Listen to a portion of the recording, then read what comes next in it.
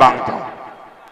4 term में हमसे अगर कोई गलती हुआ है तो मैं माफी मांग रहा हूं, लेकिन असदुद्दीन ओवैसी साहब का आन बान शान को बचाना मेरे दोस्त, क्योंकि आज सिर्फ बहादुरगंज का मामला नहीं है, इंडिया लेवल पर का मामला है। आज अगर नरेंद्र मोदी डरता है तो असदुद्दीन ओवैसी से डरता है। आज अगर योगी डरता है तो उसका नाम असदुद्दीन ओवैसी साहब है। आज अगर अमित शाह डरता है तो सिर्फ असदुद्दीन ओवैसी से डरता है। अगर आज असदुद्दीन ओवैसी साहब आप अल्लाह ना करे कि दुनिया से जाना तो सबको पड़ेगा, लेकिन हम दुआ मनाएंगे, इतना कहेंगे कि जब तक असदुद्दीन ओवैसी साहब जिंदा है, मैं असदुद्दीन ओवैसी साहब से कहूंगा कि असदुद्दीन ओवैसी साहब आप दुनिया से जाने से पहले 1 करोड़ ओवैसी बना करके यहां से जाइएगा। उनके खातिर सोचा कि ये काला कानून अगर हमारे ऊपर लग जाता है तो हमारा मस्जिद सरकारी हो जाएंगे, हमारा दरगाह सरकारी हो जाएंगे, हमारा ईदगाह सरकारी हो जाएंगे, हमारा मस्जिद सरकारी हो जाएंगे। लेकिन असदुद्दीन ओवैसी साहब हर मंच में कहता है कि जब तक अंबेडकर का संविधान है, भारत का नक्शा को बिगड़ने नहीं देंगे। मुझे कहता है जाहिल, अरे मैं तो मैट्रिक पास हूं। आज जिस नेता को तुम लोगों ने मुख्यमंत्री बनाना चाहते हो, मैं उसका डिग्री जानना चाहता हूं। 9th fail, 9th fail. अरे मैं तो, मेरे अंदर तो तहजीब भी है, मैं मैट्रिक किया हूं, मुझे इतना अकल है कि साला क्या होता है, हरे तरे लौंडे, ये मुझे मालूम है ये क्या होता है। आप प्रोफेसर हैं, आप पीएचडी हैं, आप एमडी हैं, अगर आपके अंदर सलाहियत नहीं है तो वो इल्म का कोई कीमत नहीं। हमारा मेहमान माजिद हुसैन साहब, ये हमारा मेहमान है। हमारे मेहमान पर अगर कोई उंगली उठाने का कोशिश किया तो याद रखना, माजिद हुसैन साहब तो बात की बात है, एमएलए माजिद हुसैन साहब बात की बात है। असदुद्दीन ओवैसी साहब के बारे में तो सोचना भी मत। तौसीफ आलम से फरियाओ ना भाई, तौसीफ आलम, तौसीफ आलम राजनीतिक का डायरेक्टर है, प्रिंसिपल नहीं, प्रोफेसर नहीं, राजनीतिक का डायरेक्टर है। 1970 में मेरा बाबूजी मुखिया बना, 1990 तक मुखिया रहा, 1901 में तौसीफ आलम मुखिया बना, 2001 में मुखिया बना। अरे ये जानबूझ करके बोलते हैं ताकि वायरल हो। 2001 में हमने मुखिया बना, 2005 में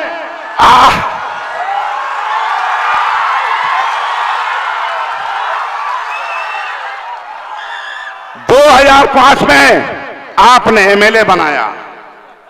मुझे सिखाता है, हमारे लोगों को धमकाता है, हमारे लोगों को गाली देता है, हमारे मस्जिद के लोगों को, जो कि हम 2000 में ही तौबा तिल्ला करके मुखिया बन गए।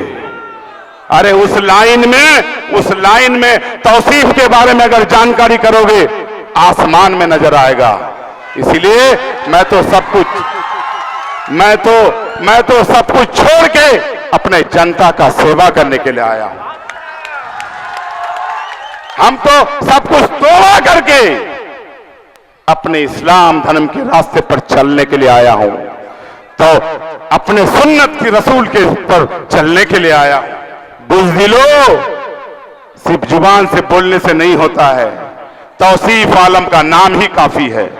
आज मैं क्या किया हूं नहीं किया हूं आपके सामने में है, लेकिन कुछ काम बाकी रह गया है और मैं आप लोगों को इस बंगाली चौक में वादा करने के लिए आया हूं क्योंकि ये बंगाली चौक में सभा हो गया, तो इस बंगाली चौक में इनाम के तौर पर कुछ देना चाहता हूं। लेकिन अल्लाह ताला ने मुझे अगर कामयाब किया तो वो पहला काम होगा, बंगाली में जो चचरी पुल है सामने में, या पुल बनाने के लिए काम करूंगा। काम बहुत है, लेकिन बंगाली चौक में जब सभा हुआ तो कुछ इनाम मिलना चाहिए। इंशाअल्लाह पहला काम बंगाली पुल का जो है, पुल का काम करेंगे। चुनीमारी पुल बाकी है, कठलवाड़ी पुल बाकी है, कोयमारी पुल बाकी है, बहुत सारे पुल बाकी है। मैं आप लोगों से आग्रह करने के लिए आया हूं और एक चीज कहने के लिए आया हूं। पप्पू यादव भी इसी मंच में हमारे नेता को कहा कि ओवैसी साहब क्यों जिंदा है। पप्पू यादव जी अतीक अहमद का कैटेगरी में आप आते हैं, सिवान साबुद्दीन का कैटेगरी में आप आते हैं, मुख्तार अंसारी का कैटेगरी में आप आते हैं।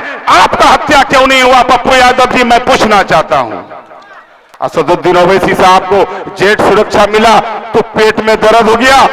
पप्पू यादव जी आप पूर्णिया से सांसद हैं, आप अपना हाइट को भी देखिए। वजन से, शरीर से मोटा हो जाने से हाइट नहीं बढ़ता है। अरे असदुद्दीन ओवैसी साहब वर्ल्ड लेवल पर नेता है। 208 देश है दुनिया में, 57 देश मुस्लिम है, 57 देश मुसलमानों ने देश का जो लीडर है, देश का जो मुख्यमंत्री प्रधानमंत्री है, उन लोगों ने माना है, 57 देश ने माना है कि भारत में अगर कोई मुसलमान का लीडर है तो उसका नाम असदुद्दीन ओवैसी है। पप्पू यादव जी असदुद्दीन ओवैसी साहब के बारे में बोलना तो दूर की बात, सोचना भी मत। असदुद्दीन ओवैसी साहब तो हैदराबाद में है, पहले तौसीफ आलम से फरिया लीजिए, कहां हूं, टाइम दीजिए, कहां हूं, छपरा, सिवान, गोपालगंज, कहां हूं, तौसीफ आलम से फरियाइए। असदुद्दीन ओवैसी साहब के बारे में दोबारा बोला पप्पू यादव जी तो हैसियत नपवा दूंगा। मुझे मालूम है अगली बार पूरे बिहार में हेलीकॉप्टर घुमा रहे थे, पैसा कहां से आया मालूम है? बेगूसराय का एक टीचर राजस्थान में है, वो वहां पढ़ाती है, उन्होंने बीजेपी और पप्पू यादव का एक कार में मीटिंग कराया था और 100 करोड़ का डील हुआ था। 100 करोड़ बीजेपी वाला दिया था कि बिहार में हेलीकॉप्टर खाली उड़ाइए। अरे कौन गलत कौन सही दुनिया जानता है। पूर्णिया हम लोगों से 100 किलोमीटर दूर है, तुम्हारा कारनामा भी जानते हैं और सांसद बन गए हैं आप, ये अच्छी बात है। लेकिन असदुद्दीन ओवैसी साहब के बारे में दोबारा बोलने का कोशिश मत करना पप्पू यादव जी। मैं बड़े भाई मानता हूं आपको, मैं आपको इज्जत करता हूं। इसका मतलब ये नहीं कि मेरा नेता का आप खिचड़ उठा लेंगे, मैं बर्दाश्त कर लूंगा, ऐसा नहीं होगा। जरूरत पड़ा तो पूर्णिया का धरती में जाके जवाब देने का काम करूंगा। आप लोगों से सिर्फ इतना विनती है, लोग कहता है कि हैदराबाद से चल के यहां लड़ने आया है। मैं पूछना चाहता हूं उनसे कि हैदराबाद से अगर लड़ने के लिए आया है बिहार में, तो अब ओवैसी साहब अपना भाई को जिताने के लिए नहीं आया है, ओवैसी साहब अपना बेटा को जिताने नहीं आया है, ओवैसी साहब अपना भतीजा को जिताने के लिए नहीं आया है। ओवैसी साहब आपका बेटा को एमएलए बनाने आया है, ओवैसी साहब आपका भाई को एमएलए बनाने आया है, ओवैसी साहब आपका भतीजा को एमएलए बनाने आया है।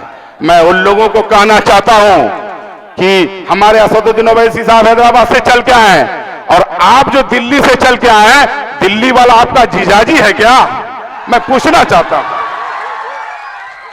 बस इतना कहने के लिए आया हूं और आज मैं असदुद्दीन ओवैसी साहब का भाषण सुनूंगा, आप लोग भी सुनेंगे। इतना कहने के लिए आया हूं, आप लोगों ने 85,000 वोट दे करके आपने एमआईएम को कामयाब किया था।